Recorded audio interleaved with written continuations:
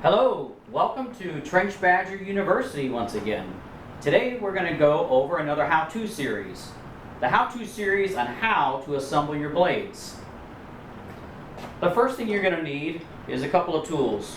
One is your own tool, your own wrench, an adjustable wrench, and the other two will come in your tool packet.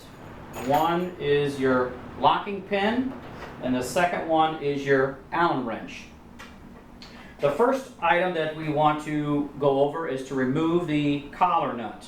So the collar nut is the furthest out. If your blade is on, then it's sticking on the outside. If your blade is not on, it's still all the same assembly.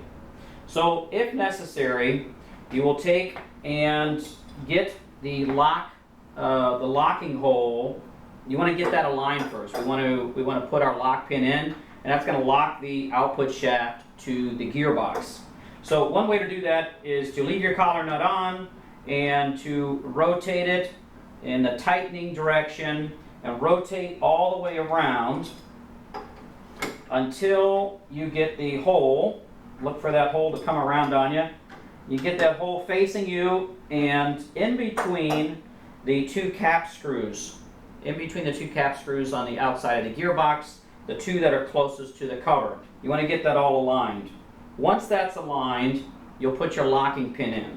The locking pin in there, and with that, then you should be able to remove the collar nut, remove that collar nut off, and the rest of the hardware. If your collar nut was previously tightened, then what you'd want to do before that is to loosen the cap screw and the collar nut. If that was tightened before with your blade, you're going to want to put your Allen wrench in there and loosen that first, and then you can do the rest of the removal. Once you have your collar nut off, then you'll take off your spring washer and your two slip washers. So you got a spring washer there, and then two slip washers.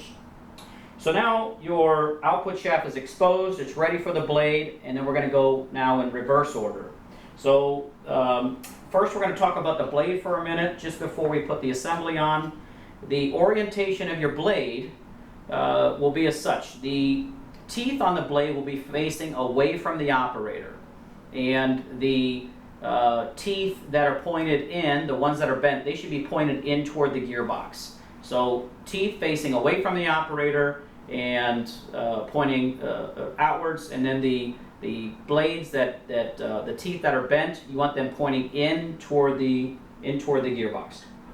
All right, so assembling backwards. Now we're headed back. We're going to take one of the slip washers, put it on first, then we'll take our blade, put our blade on second here, then the other slip washer.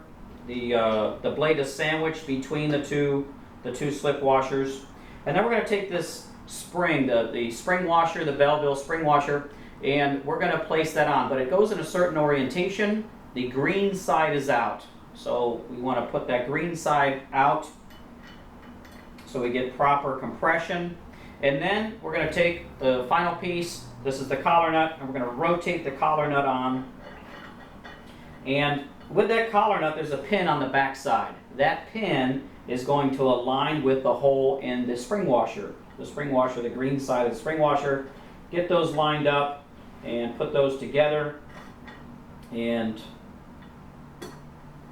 then rotate that hand tight. Just rotate it hand tight first. That'll get you your assembly done. Once it's hand tight, then we are going to rotate that collar nut 1/4 turn. So on my particular setup, we're in between, I'd say 11 and 12 o'clock, and so we want to rotate this in between 2 and 3 o'clock on this particular setup. So take your adjustable wrench. Again, your lock pin is in the back, and we're going to rotate this 1/4 turn.